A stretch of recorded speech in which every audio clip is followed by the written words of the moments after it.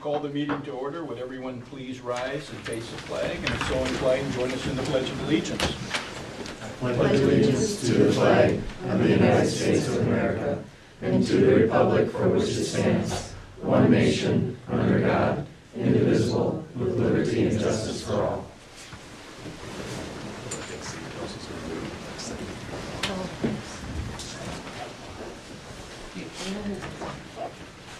Okay, welcome to a few of our younger folks here that are here to pay attention to a typical board meeting, is my guess. My apologies, but it's pretty light fare this evening. Okay, before we approve the agenda, under action items number 2 in new business, update of truck purchase. We really don't have an update as far as I know, and I've had some brief discussion with others. I think we put that to bed. This is the truck purchase for the snow removal conversation that we had. And we really weren't going to proceed, at least for this year. So let's take that off the agenda. Number 2, update of truck purchase. There won't be a truck purchase until either needed by emergency or the next budget that comes out. So right now, we're just deciding to do it just what we did last year, correct? Yes. Yeah, you just put $900 in the old truck, says it's running great now. Oh, okay. Okay, Yeah, right. so with that deletion of the agenda item, I would look for a motion to approve as amended. I'll make a motion. Motion by Kurt, I'll second. seconded by Rob. Further discussion? All in favor say aye. Aye. Opposed? Carried. Okay, scheduled presenters on an annual basis. We ask our auditors to come in and present for us. Brad, how are you doing? I'm doing well, thank you. And so we'll turn the floor over to Brad, who's going to discuss our management letter and other information. Brad? Like this year. We would like you on camera a little bit more. I'm You want me to come up? happy to say yes, please. Where would you like me? You can either stand between the flags, you can come up here and sit next to me, whatever, however you please. That works. Remember these are like bound and everything, almost like a book. Yeah. No hardcover this year. Yeah. So I can explain that. Well, thanks for having me. So we are presenting, it's just a draft right now. This is our management letter, which you haven't from yet. So you will receive a much larger report at some point. I got the full report. But again, it's in draft form right now, and that's because we're waiting for an OPEB value, or other post-employment benefits valuation from an actuarial. So we're waiting for that to get back so we can get that in the report and the numbers finalized that way. So that's why it's in draft form. It doesn't affect any of the numbers within your fund financial statements that you look at on an annual or a monthly basis. So it's just affecting those government-wide financial statements. So the things I talked about with you tonight are not affected by what we're waiting for, but we still can't finalize until we get that report. So what you have in front of you is the management letter. Instead of printing off the full report, really I typically just go through the management letter anyway. So the first page, so if you open up that management letter, the first page just outlines our responsibility in performing the audit, and that is to provide opinion or give an opinion on the financial statements in accordance with generally accepted accounting principles. And we did issue, or we will be issuing an unmodified or a clean opinion on your financial statements regarding the school district. So that's the opinion you're looking for when you have an audit performed. So it's a good thing there. As part of arriving at the opinion, we'll look at your internal controls. So if there's anything that we see within any of the transactions that flow through the school district, from as far as receipts that you're receiving and getting them deposited into the bank and recording your accounts, as well, or any of the transactions where you're paying anything out to vendors. Those transactions we'll look at and see if there's anything there that, if there's anything we see that one person is handling from beginning to end, or we see that is a higher risk of fraud or misstatement, we would provide a finding in the report related to that transaction cycle. We do have a couple findings for reporting related that became significant deficiencies, and one of them related to internal controls, and one of them is on page 3, 2018-001. This is the preparation of the financial statements. So this is something that has been in your report for the last number of years now, and this relates to the preparation of the financial statements, the big book here, is management's responsibility to prepare, and it's our job to come in and audit that. We do, however, prepare the financial statements as part of our audit, so then we had to take a step back and decide and basically put the finding in it to draw the line that what's your responsibility, what's our responsibility, and it goes back to, are we auditing our own work? Well, we're not necessarily, but there is some reliance on management, because all we can put in the financial statements is what management tells us.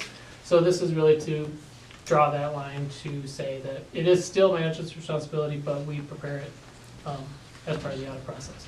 So this just outlines that responsibility. Page 4, 2018-002, student activity counts. Again, limited segregation of duties as far as the transaction cycles here, as far as getting the money deposited, recording it in the student activity accounts, and making those expenditures. So just limited segregations around that. Again, we didn't find anything within the transactions that we felt were inappropriate or looked unusual, but with limited number of people processing those transactions, it's a finding here. 2018-3, the lower one there, student activity account balances. At the end of each year, that's June 30th, the manual for activity fund accounting requires that requires that you don't have any student activity accounts that are a negative balance. You had two accounts that had negative balances at the end of this past year, so those just need to be cleaned up. Either a policy to get some money in there to reimburse those activity accounts, or have those somehow figure out how to make those activity accounts whole again. Then on page 5, we do report, or we are required to go through a series of checklists that the state auditor requires us to go through as part of our financial statement audit. So this is somewhat out of the scope of the financial statement audit itself, but a series of checklists that they require us to look for different state statutes that you're required to comply with because you're a school district. So we'll go through those series of checklists. If anything in there that we find the school district didn't meet, we'd report those as a compliance finding. So the collateral coverage here, the statute requires you to have, for banks to pledge collateral on any of the deposits you have with them in excess of the FDIC coverage. So you had, in this case, just over $1 million of deposits uncollateralized at year end. So the statute actually, in the criteria here, requires that anything above that FDIC coverage, that the bank pledges 110% of that balance. So if they were to go under or go bankrupt over at any point, you would have their collateral pledge that would insure your deposits. So you were short by $1 million at the end of this year, and I know Josh will be monitoring that throughout the year and closely. So I don't see this finding going forward. Something that can easily be corrected. Page 6, we have a short, brief discussion, 4 bullets there on some of the larger estimates that are in the financial statements. The significant estimates, estimate of depreciation. We do the depreciation on your capital assets, so that's an estimate of how long those assets are going to have their useful life. So that's one of the bigger estimates, because those assets could last longer or not as long as they're currently estimated at. The Department of Education, the receivable from the Department of Ed, those numbers typically don't get finalized until almost the following March, April of the next fiscal year. So though based on your student numbers, we feel they're close where they are, but again, we really don't know that until they're finalized in that following fiscal year. The post-employment benefit liability, that's going to be a large number on your liability on your financial statements. And that is, again, the liability for the benefits employees are accruing or earning now to be eligible to stay on your insurance plans when they retire.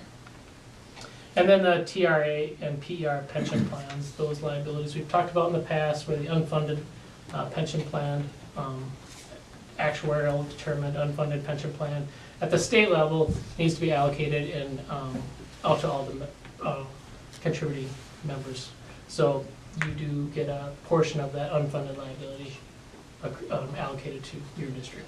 And again, that's not, those liabilities, the OPEB and or the pension plan, is not it's not a liability you can really do anything about. You could, if you had $20 million to contribute into the plan, it still wouldn't get rid of your liability. It would just reduce everybody's liability a slight bit. Slight amount. So it's one of those things that needs to be recorded. Page 7 is some standard language with just standard communication that we're required to give to you. Page 8 is we get into the financial results. So page 8, we're looking at the general fund balance compared to your general fund expenditures. So the last two columns, total fund balance as a percent of expenditures, and then unassigned fund balance as a percent of expenditures. So the last 2 years, you've been right around 6% for your total and 5% for the unassigned. And that unassigned piece is the fund balance that you're able to spend for basically operations that were really at your discretion. The difference between that 6.3 and the 5.03, that percent, 1.3%, is amounts that's restricted for specific purposes by the state. So based on the age you get, they say you're required to spend it on specific things. So that's what the difference is there.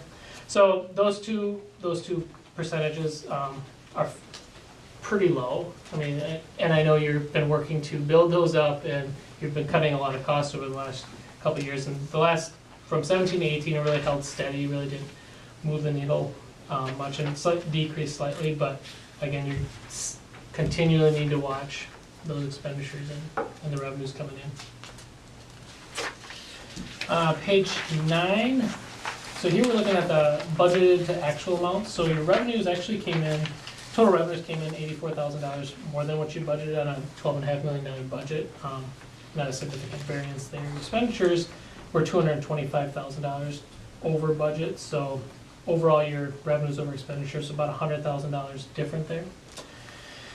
Part of that $100,000 different was the capital lease. So you did issue and you have the revenue shows up there, the capital lease issued, so $82,000 of that. You also had an expenditure up above of $82,000 that contributed to that $93,000 decrease there. But it's offset. The expenditure has to be shown up in the expenditure piece, and the revenue is shown down below. So if you were to offset those, you would have about a $10,000 variance in your revenues to expenditures. Overall, net change in fund balance is $16,000 decrease in fund balance. So again, held pretty steady with your fund balance from 2017. Page 10, we look at your revenues and expenditures by source and program over the last 3 years. Just looking at any trends, you can see your total revenues in 2016 were 11.3, in 2018 12.5. So you're receiving about, overall you're receiving about $11,100 per student, or per average daily membership. On the chart below your expenditures, the second to last column is the per ADM, your expenditures per ADM, so you're spending about $11,200. So about $90 or $80 more you're spending than you're receiving, which is the reason for that change in fund balance, a slight decrease there. But over the, say from 16, 11,008 you spent to 2018, 12,006, so about $800,000 more in the last 3 years, or last 2 years. Page 11, your debt service fund, and the debt service fund had an ending fund balance of $822,000. The bar chart here shows your debt service requirements on an annual basis for the next, through 2025. You have about just under $24 million of bonds outstanding, so those you'd be having this $2 million debt service requirement through 2023 when those, 2032 when those mature. You can see just the principal and interest payments there. So just over the $2 million debt service requirements on the current bonds you have outstanding. Special revenue funds underneath that, your food service fund. Food service fund, like the general fund, broke even. However, the fund balance was at $4,000 at the end of 2017 and ended this year at just over $1,200. So pretty much broke even there, again, on a almost $700,000, well, on a $700,000 budget. You came pretty close at that $8,257 expense over revenues there. But still, we want to keep that positive, and bring that up to about, we recommend about a 1 month reserve, which would be about $80,000 reserve in that fund, so. Food service funds are, I think most districts are challenged with their food service funds, meeting those requirements, or those recommendations, but again, that's always your striving for. Page 12, your community service fund. Community service fund had a loss this year, expense over revenues of $54,000. However, your fund balance decreased from 131 to 76.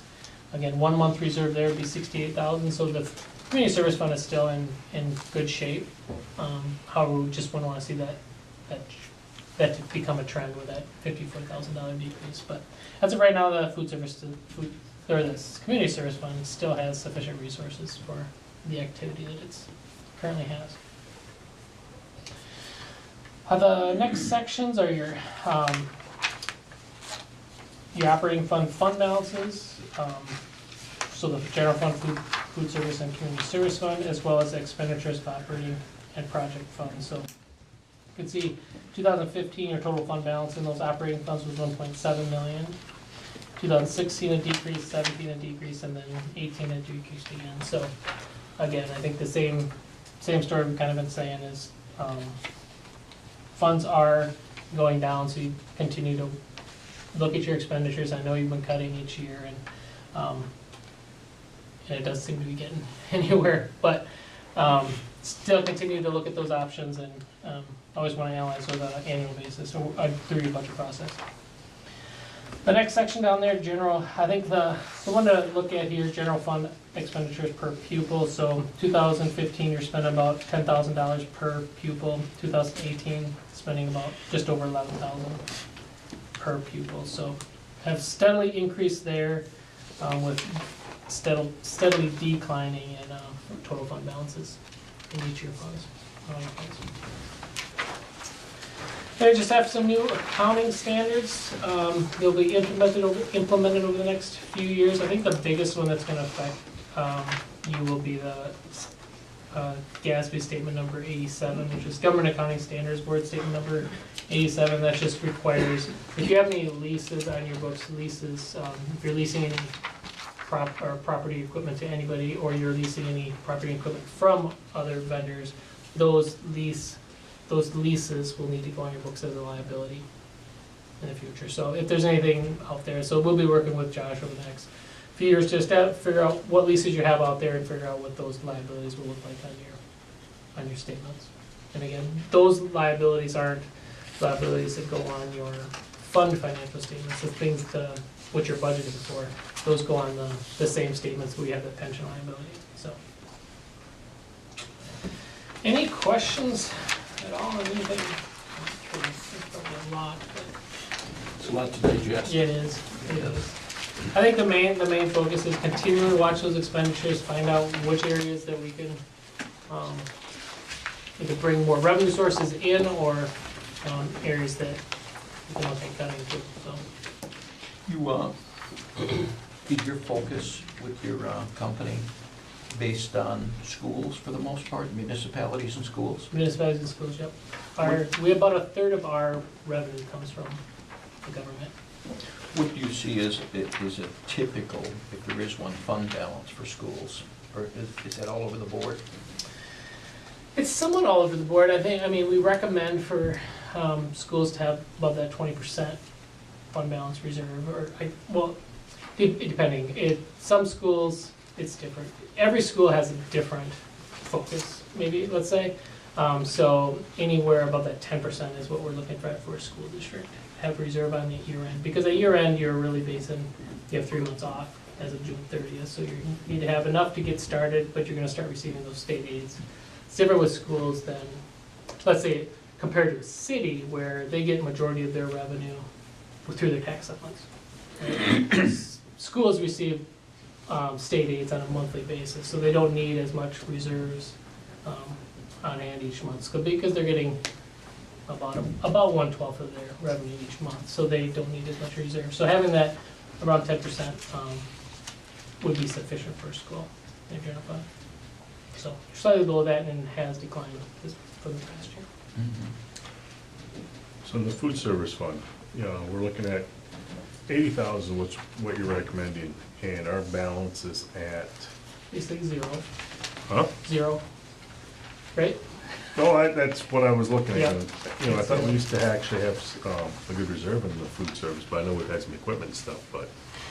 So that would all reduce, any equipment, those equipment purchases reduce it for sure, but. So it's kind First would be some equipment, some repair and maintenance of items. Would be some of the bigger things that go in there. We've not been real healthy in food service. We've been good enough to where we are not having to transfer funds. This year, we actually had a small transfer, about $5,400 transfer in to make sure that food service was positive. 2 years of going negative in food service, and they come in and take on it. okay. I know, I'm sorry. I know when we're just going through negotiations, everything, we're trying to stick to 8.5%, 9% of the general fund balance. Now it looks like maybe you can help Josh, we're down to 5%, 6%. Where are we losing that? Do you have an idea where those expenses came from when we budgeted and we were sitting at 8.5%, 9%, I think, for moving forward? Do you know where that was? So we're looking at trying to get the 8.5, 9 Yeah, from, last we were at 6.8 or whatever it was at the end of that fiscal year. We had to have significant reductions in order to do that, and we didn't quite okay. get to all those reductions. That combined with, a settlement that ended up being a year past. So you have some, rather than just a regular bump in your salaries, you got some retro in there as well from a full year that wasn't necessarily, in place in this budget. Going forward, all it is a matter of just making sure we keep an eye on what we're doing for expenditures and whatever's coming in. And sometimes that, we are, I think, in my opinion, very frugal with the stuff we do. We try to take good care of what we spend our funds on. I don't think it's excessive. It's just a matter of planning well enough in advance to make sure we're trying to stay on top of what we're doing. When we did do the cuts, so weren't we still sitting at 8% with those cuts? I don't think we made full Close to cuts. 9. Yeah, I thought we were, I never thought we were quite that high. I thought during negotiations time when we talked, we were in that mid-sevens range at that time. no, I know we're at 8.5. I know that, because we talked about that. I'm just wondering where we might be, going back and looking and see where we can, Yep, and See where the some of it on that savings too might is, on a $12 million budget, it's not going to be any one thing. There'll be Yeah. several things that. have to be looked at. So, certainly negotiation is going to be the biggest part of it because that's about 75% of Yeah, our okay. expenditures between, regular payroll and benefits and those sorts of things. It's generally not going to be the teacher that gets $125 in supplies that Yeah. did it, but, Sure, so it's definitely things to look at. okay. Thank you. Anything else for Brad? He's given us a lot to digest. He'll follow up with the hard copy later, or? So we'll get the actual report, get that information included in here, issue the final reports, we'll give final copies, you'll each get a final copy, a hard copy with all that finalized, we'll get to the state, all that's due to the state by December 31st. So, Okay. Thank you. for all your right, time. thank you.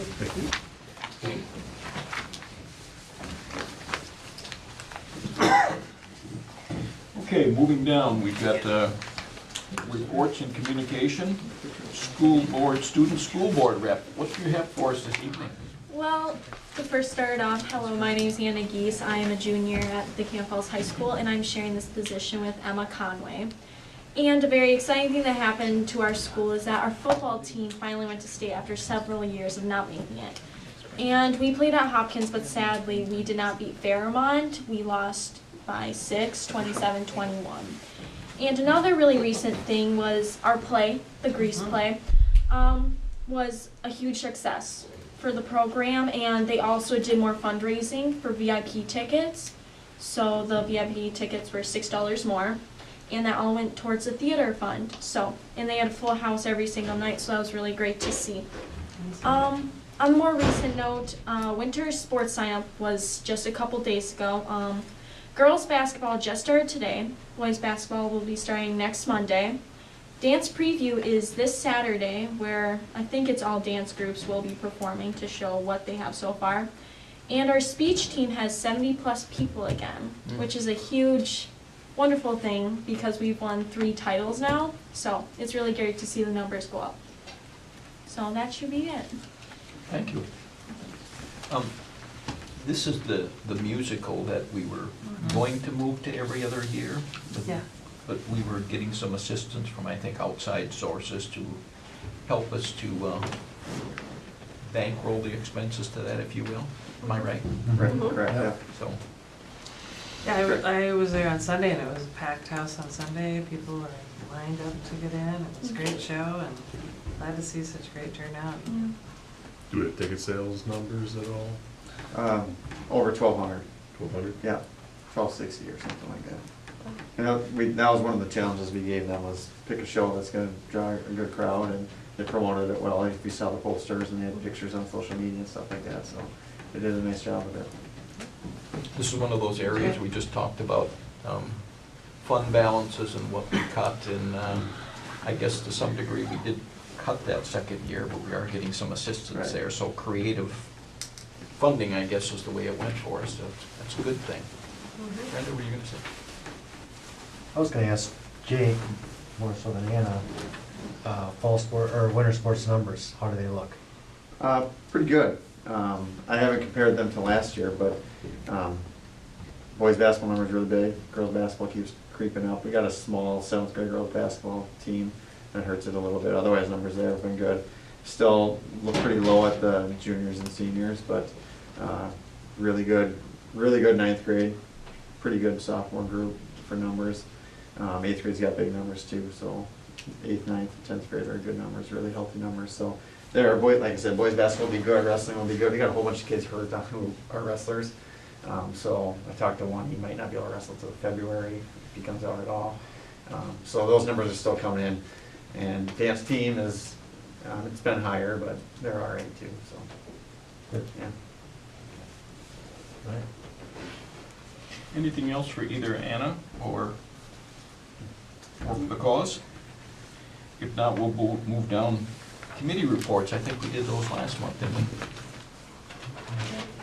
We move on from there. Administrative board reports, administration's kind of tight tonight. Public input. Does anyone have anything they would like to speak to the district about of concern? We move on. Action items, we have no old business. Under new business, we have the resolution canvassing the 2018 election results. Okay, we have a resolution. Procedurally, do we do that motion and second and then read that, I think? Mhm. I believe so. Yeah. Yeah, I do too. Mm-hmm. Thanks for helping me. Yeah. I've only done this 50 times. So we look for an approval or a motion to approve the election results before we read this, correct? I'll make a motion. Thank you, Jerry. I'll second. Motion by Jerry, seconded by Katie. Okay, would you like to read to us? Okay, do I need to read that? I think you just read the resolution part of the Yeah. results. Okay, so this is a vote on the resolution canvassing returns of votes of school district general election. Be it resolved by the School Board of Independent School District number 252, State of Minnesota as follows. It is hereby found, determined, declared that the general election of the voters of this school district held on November 6, 2018, in conjunction with the state general election, was in all respects duly and legally called and held. As specified in the attached abstract and return of votes, or return of votes cast, a total of 6,039 voters of the district voted at said general election in the election of 3 school board members and for 4 four-year terms. For 4 four-year vacancies. No. On the board caused by expiration of terms on the first Monday in January next following the general election as follows. Anna Olson, 2,339 votes. Bill Thompson, 2,143 votes. Brenda Owens, 1934 votes, Nell Swinnick 1184 votes, and write-ins 31. Anna Olson, Bill Thompson, and Brenda Owens, having received the highest number of votes, are elected to 4-year terms beginning on the first Monday in January 2019. The clerk is hereby directed to certify the results of the election to the county auditor of each county in which the school board is located, in whole or in part. So now do a roll call. Roll call. Matt? Yep. Kurt? Yes. Jerry? Yes. Bob? Yes. Brenda, yes. Katie? Yes. Rob? Yes. Okay, please certify the election results, and congratulations to everyone. Gosh, that may be it this evening, huh? Looks to be. We have about 3 of these a year. Have we ever Short ones. given any thought to maybe moving this, our December meeting down to the elementary school? We try to do that at least once during the winter time. Anybody have any issues if we do move it down there? Let's seek to do that for our next meeting. November, or December? November or December? We got another meeting in On November Yeah. 26th. Let's do the November one. I'd like to have the December one up here, if it's here at this last Yeah. meeting. Yeah. Yeah, so that's, We'll request from the admin team to have this, our November 26th meeting down at the elementary school. Okay. As you can see, that school calendar, you can see the items that we have for the next meeting. Board members, if anything else you would like to have on that, please report it to Lori or Beth, and we'll see what we can do to get it on. Would anybody like to speak to anything in particular? Okay. At this time, I would look for a motion to adjourn our meeting. I'll make a motion. I'll second. Jerry on the motion, Kurt on the second. Other discussion? All in favor, say aye. All right. Opposed? We are finished.